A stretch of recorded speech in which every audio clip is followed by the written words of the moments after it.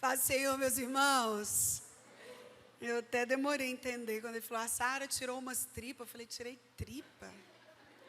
Aí eu lembrei que eu tirei o apêndice. O apêndice é uma tripa mesmo. Mas ele falou de um jeito muito engraçado. Você já pode ir comigo abrindo a palavra de Deus em Gênesis 26. Enquanto você abre, eu quero louvar a Deus pela vida da igreja. Essa semana foi uma semana de angústias, né? Eu vou até falar um pouco sobre isso aqui nessa pregação, sobre como a crise só é crise porque ela não avisa que chega. As coisas são assim, né? Minha mãe estava bem na segunda-feira, terça ela estava sentindo inchaço, fraqueza. A gente foi com ela para a emergência. A médica, quando veio falar conosco, falou, esse caso aqui é caso de UTI. É daqui direto para a UTI, porque ela está com uma insuficiência renal aguda. Meu pai e o meu irmão lá na Bahia, eu com 8 dias de operado de apêndice, e mais um Deus fiel. Um Deus que não perde o controle, um Deus que continua rigorosamente no controle. E hoje, para a glória dele, para a nossa alegria, ela saiu da UTI, foi para o quarto, e nós estamos muito felizes em ver a bondade de Deus, em ver o renovo de Deus, em ver a provisão de Deus. E quero agradecer a você que orou, você que se preocupou, você que ligou para mim, para o meu pai, enfim, agradecer à igreja. Que privilégio é ter e ser igreja. A igreja, ela é consolo, ela é alívio, ela é a família da fé, e poder pertencer a ela é precioso. Estou vendo aqui Dr. Carlos César. Carlos César, você não existe. Você não existe. Dr. Carlos César é amigo da nossa família há mais de 20 anos. É um dos cardiopediatras mais respeitados do país. E na terça, a gente angustiado, na verdade na quarta, UTI, né? Eu mandei uma mensagem para ele. Falei, Carlos César, minha mãe está na UTI, com insuficiência renal aguda. 20 minutos depois ele estava lá. E quando ele chegou, as coisas mudaram. Não só pela excelência técnica que ele tem, mas pelo homem de Deus que você é, Carlos César. A sua visita quarta-feira na UTI mudou as emoções da minha mãe. Ela falou, Carlos César saiu daqui, falou que minha situação é grave, mas que a gente vai orar e o Senhor fará. Então, obrigada. Obrigada. Obrigado por tudo. Obrigado pelas orações, obrigado pela ação, obrigado pela amizade. Nós não temos palavras quanto família. E estamos juntos em todas essas e outras batalhas da vida. Amém, querido? Então, sem mais delongas, abre comigo aí a sua Bíblia em Gênesis 26. E nós vamos conversar sobre como transformar problema em bênção, crise em bonança, dificuldade em alívio. Você pode chamar como você quiser. Nós temos um texto aqui muito conhecido da Escritura, e eu quero lê-lo com você a partir de agora. Gênesis capítulo 26, a partir do verso 1, diz assim a palavra de Deus. Sobrevindo fome à terra, além da primeira vida nos dias de Abraão, foi Isaque a Gerar, avistar-se com Abimeleque, rei dos filisteus. Apareceu-lhe o Senhor e disse, não desças ao Egito, fica na terra que eu te disser, habita nela e serei contigo e te abençoarei, porque a ti e a tua descendência darei todas essas terras e confirmarei o juramento que fiz a Abraão teu pai. Multiplicarei a tua descendência como as estrelas do céu e lhe darei todas essas terras. Na tua descendência serão abençoadas todas as nações da terra, porque Abraão obedeceu a minha palavra e guardou os meus mandados, os meus preceitos, os meus estatutos e as minhas leis. Isaque, pois, ficou em Gerar. Perguntando-lhe os homens daquele lugar a respeito da sua mulher, disse, é minha irmã, pois temia dizer, é minha mulher. Para que dizia ele consigo, os homens do lugar, não me matem por amor de Rebeca, porque era formosa de aparência. Ora, tendo Isaque permanecido ali por muito tempo, Abimeleque, rei dos filisteus, olhando à janela, viu que Isaque acariciava a Rebeca, sua mulher. Então, Abimeleque chamou a Isaque e lhe disse, É evidente que é tua esposa. Como, pois, disseste, é minha irmã? Respondeu-lhe Isaque, porque eu dizia para que eu não morra por causa dela.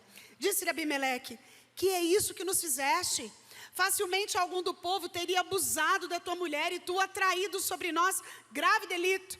E deu essa ordem a todo o povo. Qualquer que tocar a este homem ou a mulher, certamente morrerá. Semeou Isaque naquela terra. E no mesmo ano recolheu a 100 por um, porque o Senhor o abençoava. Enriqueceu-se o homem, prosperou, ficou riquíssimo. Possuía ovelhas e bois e grande número de servos, de maneira que os filisteus lhe tinham inveja. E por isso lhe entulharam todos os poços que os servos do seu pai haviam cavado nos dias de Abraão, enchendo-os de terra. Disse Abimeleque a Isaque, aparta-te de nós, porque já és muito mais poderoso que nós. Então Isaque saiu dali e se acampou no vale de Gerar, onde habitou. E tornou Isaque a abrir os poços que se cavaram nos dias de Abraão, seu pai, porque os filisteus os haviam entulhado depois da morte de Abraão. E lhes deu os mesmos nomes que já seu pai lhes havia posto. Cavaram os servos de Isaque no vale e acharam um poço de água nascente. Mas os pastores de Gerar contenderam com os pastores de Isaque, dizendo, essa água é nossa. Por isso chamou o poço de Ezeque, porque contenderam com ele. Então cavaram outro poço, e também por causa deste contenderam. Por isso recebeu o nome de Sitna. Partindo dali, cavou ainda outro poço. E como por esse não contenderam, chamou-lhe Reobote e disse, porque agora nos deu lugar o Senhor, e prosperaremos na terra. Amém? Você pode orar comigo, mais uma vez? Senhor, nós te adoramos. Pai, bendizemos o teu nome, porque tu és o amado da nossa alma. Tu és a razão de estarmos aqui. Tu és o motivo que nos reúne como igreja nesse lugar. Tu és digno de todo louvor, de toda adoração. Tu és digno de tudo em nós, Pai. E o nosso clamor nessa hora é que o Senhor fale conosco. Pai, o que nos traz à tua casa é o desejo, é a sede de ouvirmos a tua voz. Fala com a tua igreja, Senhor. Fala com o teu povo aqui reunido. Pai, fala trazendo cura, direção, alívio, exortação, renovo, de acordo com a necessidade de cada um que o Senhor trouxe aqui. Quanto a mim, Deus, mais uma vez, confesso a minha completa dependência do Senhor para ministrar a tua palavra. Que somente a tua voz seja ouvida no nosso meio. Fala com a tua igreja, Senhor. É a nossa oração no nome santo de Jesus o Cristo. Amém. Antes de vir para cá, eu revia os números da tragédia do Rio Grande do Sul. E se você, como eu, está acompanhando, ajudando, da forma como você pode, alguns de nós orando, outros ajudando financeiramente, os números são assustadores. Os temporais até agora já deixaram 75 mortos, 101 desaparecidos, 155 feridos. A Defesa Civil soma 95.700 pessoas fora de casa, sendo 15 mil abrigos e 80.500 pessoas ainda sem abrigo, desalojadas, que estão ou na casa de familiares ou na casa de amigos. Ao todo, 332 dos 496 municípios do estado registraram algum tipo de problema. E até agora, mais de 707 mil pessoas já foram afetadas de alguma forma. É uma crise instaurada, uma crise da natureza, uma crise em que o mundo assiste, chocado, né? Tudo aquilo que nós não temos controle, as águas sobem, não para de chover. Mas eu quero te lembrar uma coisa. Nós servimos um Deus que tem controle sobre os fenômenos da natureza. Ele é o Deus que fala, vento aquieta, mar acalma, e as coisas se organizam. Mas é um tempo de crise para os nossos irmãos do Rio Grande do Sul. Em contrapartida, o Brasil vive, paralelo a isso, o escancarar de uma crise moral. Ontem, na praia de Copacabana, 1.600.000 pessoas aproximadamente, entre anônimos e VIPs, entre políticos e pessoas de toda a ordem, lotaram a praia de Copacabana para assistir uma cantora pop, que se autodenomina rainha, e que nos palcos daquele lugar celebra os seus 40 anos de promiscuidade. E a gente assiste, né? Um show foi transmitido, eu li agorinha a reportagem de um pastor falando, é tão assustador que o show foi transmitido em televisão aberta, sem censura. E um show com toda a conotação daquilo que antes era velado. Antes isso era oculto, hoje é escancarado. As resistências dessa cantora ao cristianismo, até isso antes eram veladas, agora não. As afrontas que ela faz são claras. E por trás de todo tipo de diretriz para deformar a moral, principalmente por meio da deformação da sexualidade, que para nós cristãos é algo santo. Você pode dizer amém, querido? O sexo é santo, o sexo é puro, o sexo é limpo, o sexo é digno. O sexo é uma criação de Deus como presente para uma instituição sagrada e exclusiva chamada casamento. E nem de longe nós somos desse povo que vulgariza ou que se acomoda diante de um cenário de crise também. Porque o que aconteceu ontem em Copacabana também revela a crise moral na qual o nosso país está mergulhado. Eu poderia ficar aqui o resto da noite só te falando de uma, de outra e de tantas outras crises que você e eu precisamos estar atentos, porque a nossa fé tem urgência em ser prática. Mas eu quero olhar para você e com você, para o texto que a gente leu, porque há aqui também um cenário de crise. E é justamente pelo apelo pedagógico da Escritura. Eu gosto de lembrar você, meu irmão, se a sua fé não é suficiente na hora em que você passa por adversidades, ela não serve para mais nada. A fé que nós viemos aqui domingo após domingo, quarta após quarta, que nós buscamos nas devocionais, você que vem aqui e ouve o pregar da palavra de Deus, ela tem um objetivo só. Não é ser para você uma teoria filosófica, não é ser para você um consolinho emocional, não é ser para você um lugar onde você sente uma paz de espírito, por isso você quer estar. Não, a Bíblia é uma regra de fé e de prática. Ela é direção, ela é consolo, ela é segurança, ela é praticidade, ela é um instrumento para que você utilize no meio da dificuldade, do receio, da dor, da angústia, do medo. E aqui há um cenário de crise instaurada.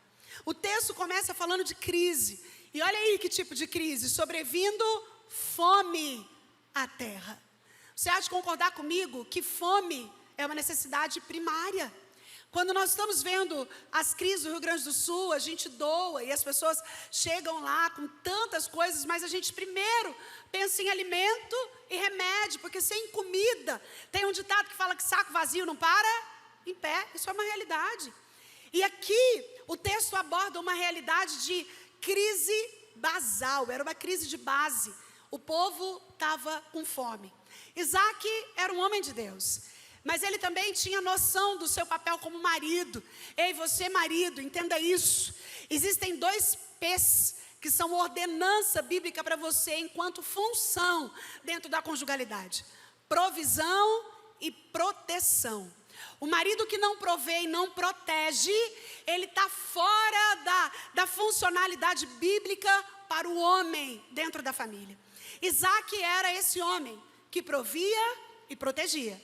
E quando ele entendeu, opa, está com crise aqui, ele foi buscar alternativa, porque ele sabia que ele precisava continuar provendo para a família dele e protegendo a família dele.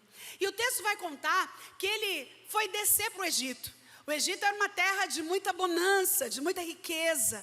E no meio do processo, Deus fala: Isaac, pode parar, não é para você ir ao Egito, não é para ir até lá.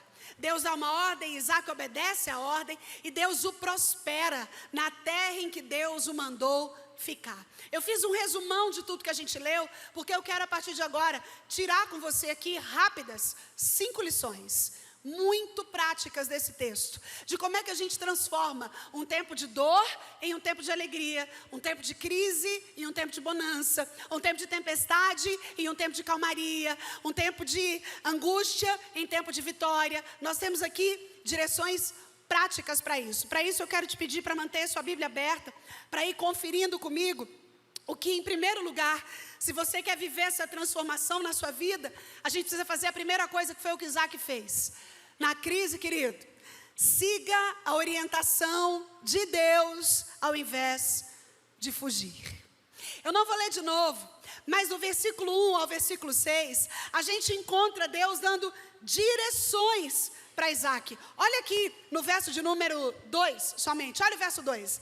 Apareceu-lhe o Senhor e disse: não desças ao Egito, fica na terra que eu te disser, habita nela, e serei contigo, e te abençoarei, porque a ti e a tua descendência darei todas as terras, e confirmarei o juramento que fiz a Abraão, teu pai. Agora vai lá no verso 6, querido, olha o que diz o verso 6.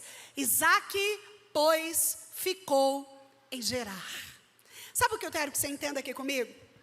No ventre da crise, da adversidade, no meio do problema, você e eu somos desafiados a lutar pela sobrevivência. Independente do que seja a sua crise, se a crise é financeira, se a crise é na saúde, se a crise é um luto, se a crise é uma fome, se a crise é uma dor emocional, a gente quer lutar para sobreviver aquilo, a gente quer que aquilo passe, a gente quer que aquilo saia da nossa realidade, porque geralmente com a crise vem escassez, vem dificuldade, vem angústia, mas Isaac aqui não lamenta.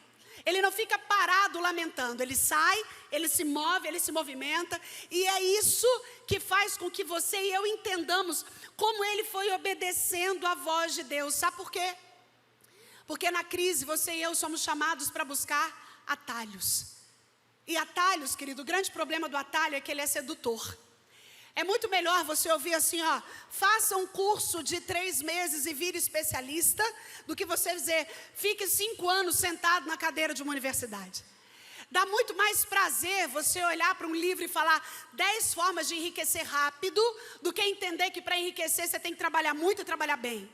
Nós gostamos do atalho, a gente gosta do que é fast. A gente até escolhe, né, dependendo do tempo que a gente tem, vou passar no fast food, é rápido, é uma comida ligeira, a gente não tem tempo. E a crise, ela traz essa necessidade do atalho.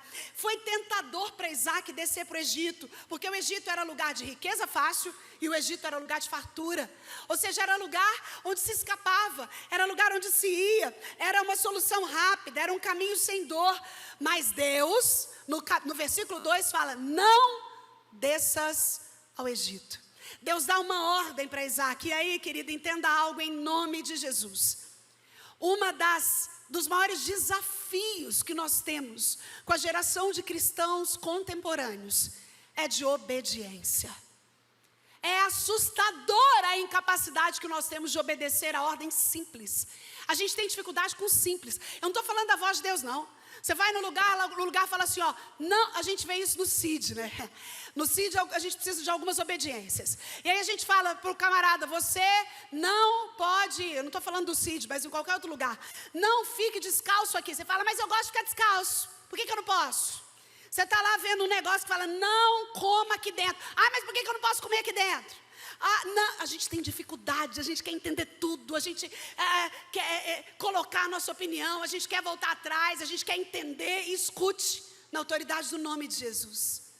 Uma das posturas bíblicas de quem sai da crise é a capacidade de obedecer sem racionalizar.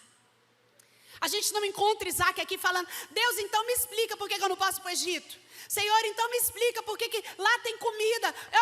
Isaac poderia fazer 1000 racionalizações. Ele podia virar e falar, Deus, mas eu sou provedor e protetor da minha casa. Está com fome na terra. Senhor, eu só vou se o Senhor me der um sonho. Deus, eu só... Não. O verso 6 diz assim, Isaac, pois, ficou em Gerar. Sabe o que o texto está contando para mim e para você? Isaac obedece sem racionalizar. Sabe, meu irmão, existe uma relação de intimidade enorme entre a capacidade de uma pessoa obedecer a Deus e a capacidade dessa pessoa de alcançar o seu favor. Muitos de nós não alcançam o favor de Deus porque lutam com Ele, contendem com Ele. Deus está dizendo, é assim que é para fazer, você está emburrado. Deus está falando, é para cá que é ir, não concordo. Deus está falando, é assim que é o meu jeito, eu não sinto. Crise, querido, é lugar de seguir a orientação de Deus ao invés de fugir. Crise é lugar de obedecer sem racionalizar. Crise é lugar de entender e escutar a voz de Deus. Crise é lugar de compreensão. Deus aqui fala a Isaac e diz a ele: calma, para, eu estou com você. Eu estou com você, calma, eu tomo conta da sua descendência, calma, o seu futuro está nas minhas mãos, eu não vou te deixar ser levado pela circunstância, calma, eu vou fazer de você e dessa descendência uma bênção, calma. Ei, querido, escute isso. Crise é lugar de parar para ouvir a voz de Deus. Quando o Senhor nos para, é uma excelente oportunidade para ouvir o que Ele quer nos dizer. Sabe, esses últimos 15 dias de um ventinho, né? Primeiro a minha apendicite, depois essa situação da minha mãe com a UTI, e com todo esse adoecimento, eu sentia Deus nos parando para ouvir algumas coisas, para entender algumas coisas, para escutar a voz dele com mais calma, para desligar de outras coisas, para restabelecer prioridades. Eu até tinha uma conversa com o Célio e falei: amor, eu acho que tem algumas coisas aqui que a gente precisa recolocar no lugar. O que eu estou te dizendo é que crise também é tempo de oportunidade. Você pode dizer amém? O nosso Deus não desperdiça sofrimento. Deus não é masoquista. Quando Ele permite que você e eu passemos por algum tipo de sofrimento, o objetivo dele é moldar o nosso caráter, nos fazer mais parecido com Cristo, aprender e sermos aprovados. Deus não é como o diabo, que tenta só para fazer a gente cair. Deus testa para aprovar. É por isso que tentação é diferente de provação. O diabo tenta para te destruir, Deus te prova para te aprovar. Mas no ventre da crise, no meio da provação, você e eu precisamos seguir a orientação dele ao invés de fugir. E seguir a orientação de Deus significa obedecê-lo. Você tem dificuldade de obedecer, querido? Não precisa falar para mim, não. Nós vivemos uma geração que tem muita dificuldade de obedecer. Isso começa em casa. Nós temos visto uma geração de pais criando filhos desobedientes. Pais que não sabem o que fazer com crianças de 2 anos. A criança é um pequeno tirano, ela manda na casa.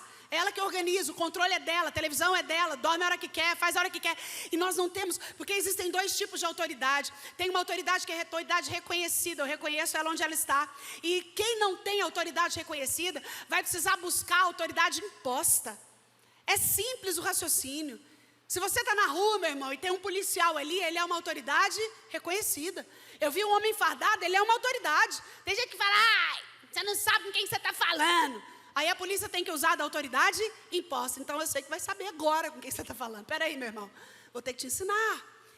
Se você está na cidade de Goiânia, o prefeito é autoridade, o juiz é autoridade, o político é autoridade, o professor na sala de aula é autoridade, o seu patrão é autoridade. Nós somos uma geração com dificuldade de reconhecer a autoridade. E não se engane, se você não reconhece a autoridade humana que você vê, você será incapaz de reconhecer a autoridade de Deus, a quem você não vê.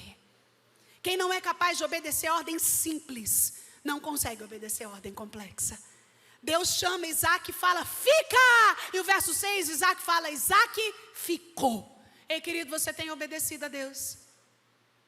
Você pode dizer, numa noite de ceia como essa, que Deus tem a sua obediência, Ele tem o seu sim, Ele tem a disposição do seu coração, Ele tem o aceite daquilo que Ele manda você fazer.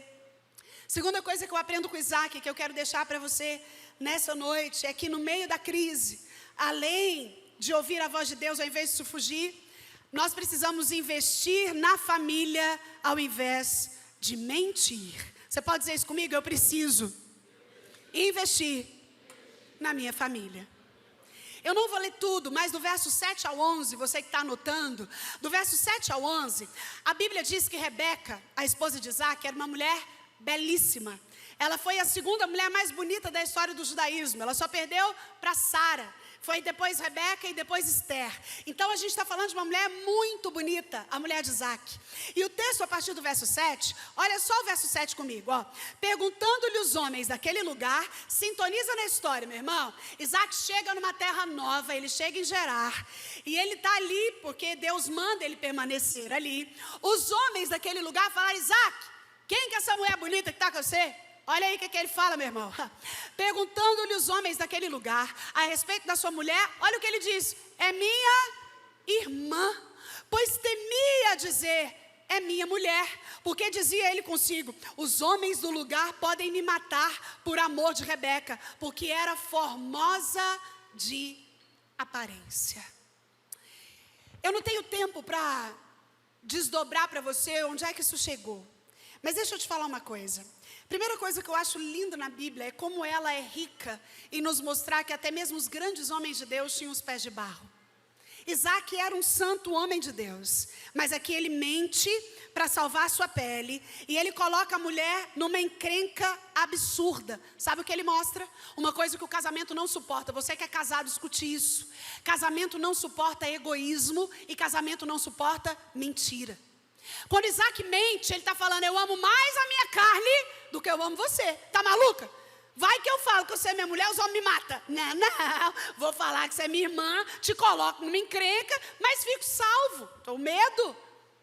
Isaac quebra uma relação que precisa ser muito protegida, quando ele nega o mais sagrado dos relacionamentos, que é a união conjugal. Ele foi covarde na hora que ele mais precisava ser corajoso. E sabe o que intriga? Ele deve ter continuado querendo aquela mulher por mulher dentro do quarto, mas não tinha coragem de assumi-la por mulher na rua. Isso é assustador. Isso é tão assustador, isso toca essa família de uma forma tão grande, que esse casal que tinha tudo para dar certo, nunca mais conseguiu se acertar. Crise é tempo de proteger família. Crise é tempo de investir na família. Está sofrendo, a família não pode sangrar. A dificuldade é na saúde, a família permanece unida. A dificuldade é financeira, a família se une. A dificuldade é moral, a família está junto. É um problema judicial, a família está unida. Crise é tempo de investir na família e não tempo de tirar o pé dela. Isaac mente, e a mentira contada no verso 7 se torna uma mentira descoberta no verso 8. Olha aí para o verso 8. Ora, tendo Isaac permanecido ali por muito tempo, o rei do lugar, meu irmão, não é qualquer um não, o rei, olhando da janela, viu que ele acariciava Rebeca, sua mulher. Então Abimeleque chamou Isaac e falou, é evidente que ela é sua esposa. Como é que você falou, é sua irmã?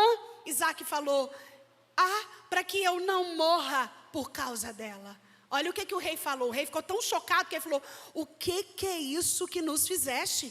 Facilmente algum do povo teria abusado da tua mulher.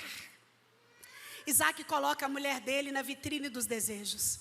Isaac a expõe. Isaac nega o mais precioso dos relacionamentos.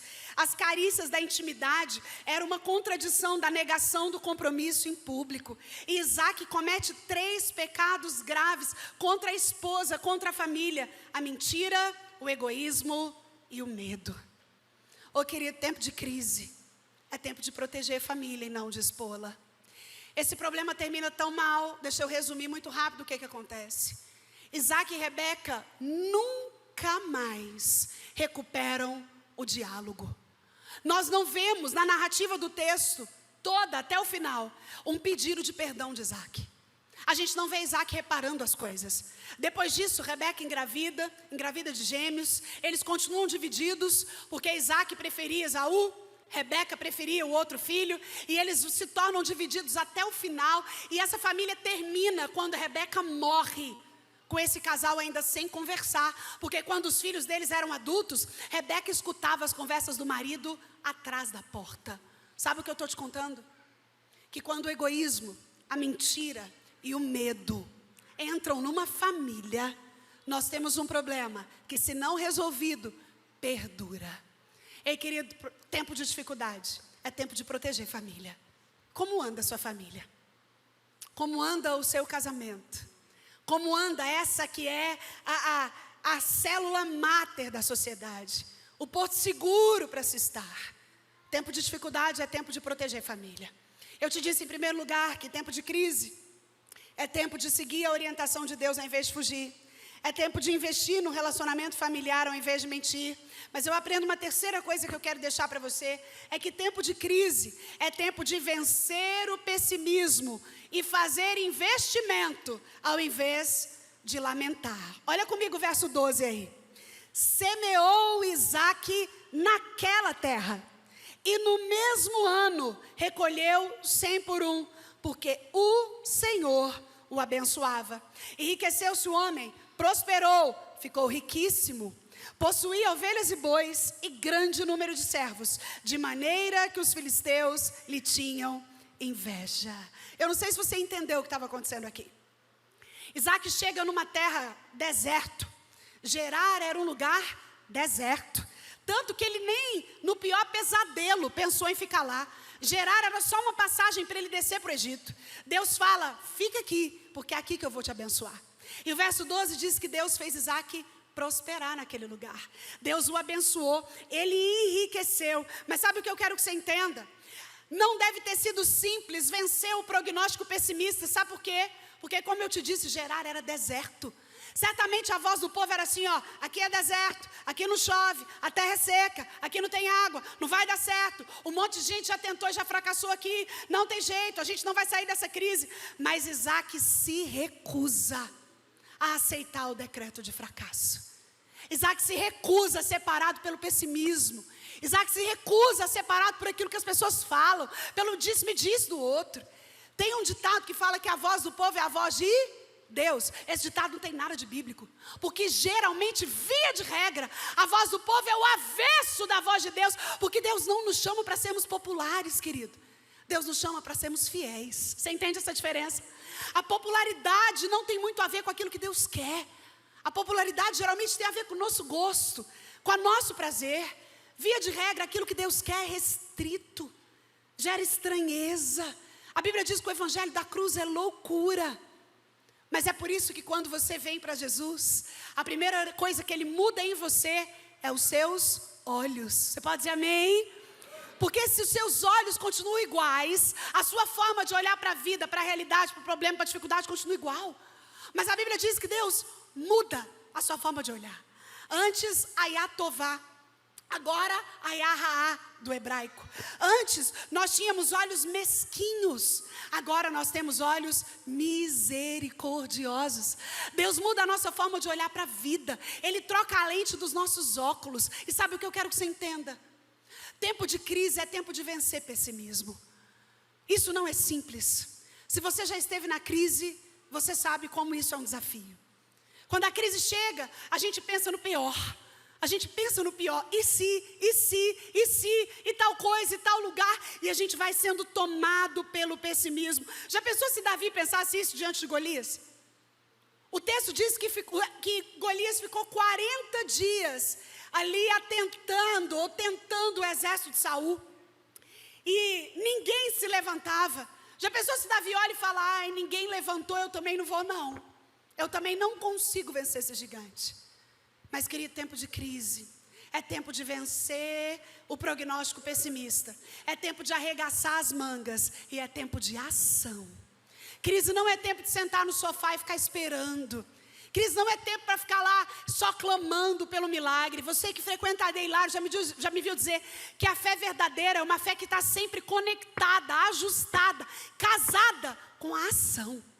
A fé verdadeira ela não vem só de orar, não. Eu oro e eu ajo. Lutero dizia orare e labutare. Ore e faça, ore e trabalhe, ore e faça acontecer. Foi o que Isaac fez. Isaac se torna um especialista em cavar poços. Se você ler do verso 18 ao verso 22, você vai ver isso. Isaac se torna um especialista no meio do deserto. Ele se torna um especialista em derrotar a crise. Ele começa a cavar poços, e ele cavou 7 poços, e ele se especializa nisso, e ele busca um milagre, mas ele estava pronto a suar a camisa. Ei, querido, você que busca milagre, está pronto a suar a camisa. Você que busca algo de Deus, tem feito a sua parte, tem feito aquilo que é do seu lugar se mexer.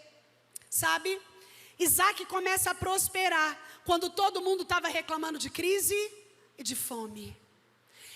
Um homem chamado Charles Steinmetz, era um anão deformado. Contudo, esse homem era uma das maiores mentes inteligentes que o mundo já viu no campo da eletricidade. Foi ele quem construiu e fabricou os primeiros geradores da indústria Ford, em Michigan. E certo dia, os geradores da indústria Ford pifaram. Parou de trabalhar a fábrica. E Henry Ford, então, mandou chamar Steinmetz. E esse homem chega ali, esse gênio chega ali. E ele ficou remexendo nos motores por algumas horas. Depois ele ligou a chave, toda a fábrica voltou a funcionar. Alguns dias depois, Henry Ford recebe a conta no escritório dele. E lá na conta dele veio: você me deve $10.000, assinado Steinmetz. Ford olhou para aquela conta e falou: não é possível. E mandou a cartinha para Steinmetz e falou: peraí, $10.000 para dar uma mexidinha nos motores por algumas horas? Mandou a carta para Steinmetz.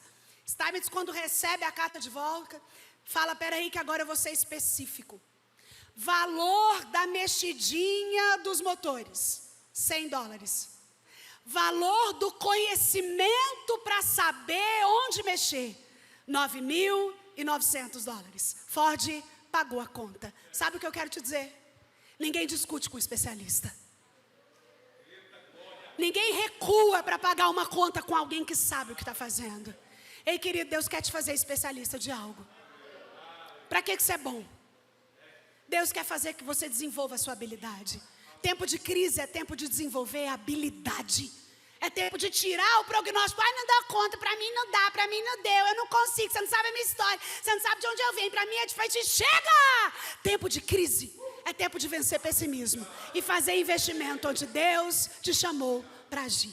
E em último lugar, eu te disse que tempo de crise é tempo de seguir a orientação de Deus em vez de fugir. Tempo de crise é tempo de investir na família ao invés de mentir. Tempo de crise é tempo de vencer o pessimismo em vez de ficar lamentando. Em último lugar, tempo de crise é tempo de proteger o seu coração da amargura ao invés de brigar. Olha aí, verso 14 do texto, diz assim, ó: possuía ovelhas e bois e grande número de servos, de maneira que os filisteus lhe tinham inveja. Se você ler daqui até o verso 21, é só uma descrição de tudo aquilo que os filisteus queriam fazer contra Isaac, por causa da inveja. Mas escute isso: tempo de crise é tempo de tomar o controle daquilo que você sente e não entregar o seu coração de bandeja para inimigo. Você entende o que eu estou dizendo, querido? E tempo de crise é um tempo que a gente está frágil. E é por isso que a gente toma o controle, porque a sua paz de espírito é melhor do que riqueza. Veja bem, Isaac aqui enfrentou a inveja dos filisteus, a suspeição e a rejeição de Abimeleque, a contenda dos pastores. As pessoas não se alegravam quando Isaac prosperava, e o mundo não mudou. Ainda hoje, as pessoas não se alegram quando você prospera. Ainda hoje, suportar a alegria dos outros é coisa para quem é amigo. Ainda hoje, inveja, rejeição, contenda e tensão é aquilo que a gente precisa enfrentar no ventre da crise. Isaac enfrentou inveja, rejeição, contenda, sabe como? Com paciência. Você pode dizer isso comigo? Eu preciso de paciência.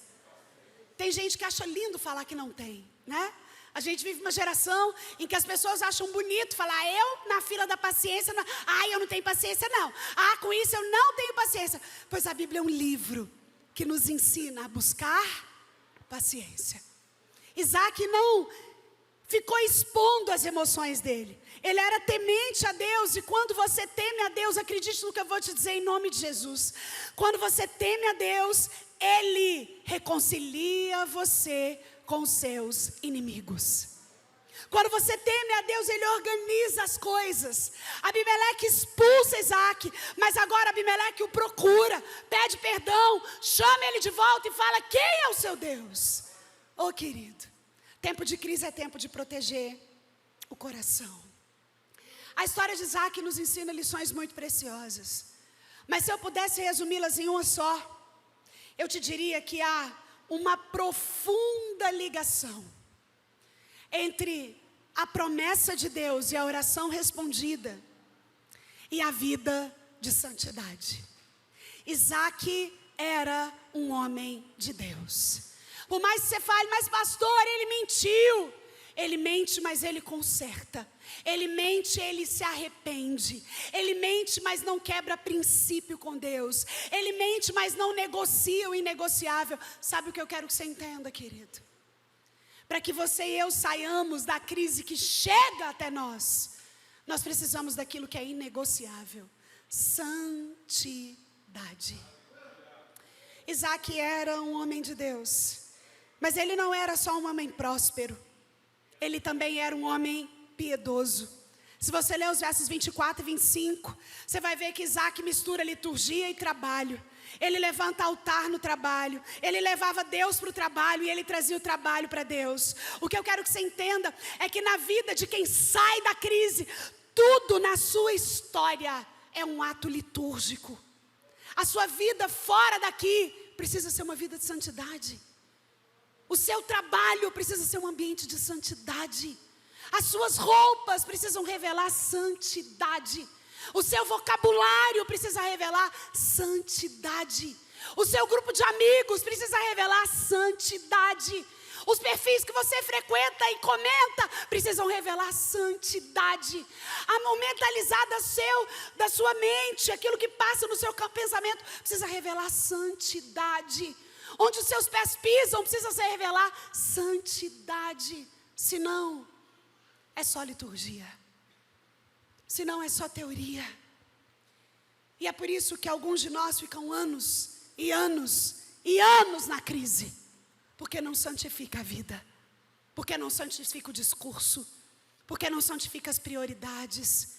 Nós estamos diante da Santa Ceia do Senhor. E a Santa Ceia requer o examine-se, pois o homem a si mesmo. O examinar aqui não é para você olhar algo de errado e falar, então não vou cear. Não, não. O examinar é para que, ou depois de você avaliar e encontrar o erro, você buscar a santidade, porque não pode ficar longe da mesa. Santa Ceia é lugar de conserto, também é lugar de renovo. Eu volto a dizer a você, há uma profunda ligação entre orações respondidas e santidade. Deus viu Isaac no ventre da crise. Deus cuidou dele ali. Mas Isaac não desobedece. Isaac cava os buracos. Isaac se torna especialista. Ele não ficou lá só esperando a crise passar. Isaac guardou suas emoções. Isaac conserta o erro da mentira com a sua mulher. Isaac buscava santidade. Quem sabe você está aqui nessa noite passando uma crise, uma luta, uma adversidade, que pode ser financeira, que pode ser emocional, que pode ser um filho distante, que pode ser um problema que você não sabe nem por onde começar a resolver, que pode ser uma contenda em família, eu não sei. O que eu sei é que a Bíblia nos dá armas para lidarmos com as nossas crises. A crise continua a mesma. A gente está falando daquelas que estão distantes de nós, mas também aquelas que estão dentro de nós. Hoje eu comecei falando do Rio Grande do Sul, porque o Brasil todo está falando disso. Pela graça de Deus, nós moramos num estado que não corre esse risco, mas nós corremos tantos outros. E como nós precisamos do Senhor para isso. Agora existem formas e formas de viver a crise. Aqui, nós aprendemos que biblicamente, para viver crise, siga a orientação de Deus em vez de mentir. Proteja a sua família. Vença o prognóstico pessimista e faça o que tem que ser feito. E proteja o seu coração da amargura, ao invés de brigar. E eu terminei te dizendo, que é o que eu gostaria que você não se esquecesse, que há uma relação direta entre a resposta de Deus para te tirar da crise e a sua vida de santidade. Ai, pastora, mas eu conheço gente passando um vento desviado. Querida, escuta, crente desviado é endereço para tempestade, você pode ficar tranquilo. Quem um dia teve aqui e não está mais, eu não estou falando do santo Hilário. Estou falando que quem um dia conheceu a Deus e saiu de Deus, essa pessoa é endereço certo para a tempestade. Mas escute, e a tempestade na vida dessas pessoas demoram mais, porque elas estão longe da santidade. Agora a tempestade na minha e na sua vida, ela precisa ser passageira. Você pode dizer amém? Justamente por aquilo que nós estamos dispostos a organizar no ventre da crise. É tempo de buscar santidade. É tempo de não fazer negócios com as trevas. É tempo de moralmente se posicionar. É tempo de mostrar a cara e dizer que você veio. É tempo de buscar o Senhor enquanto se pode achar. É tempo de invocá-lo enquanto Ele está perto.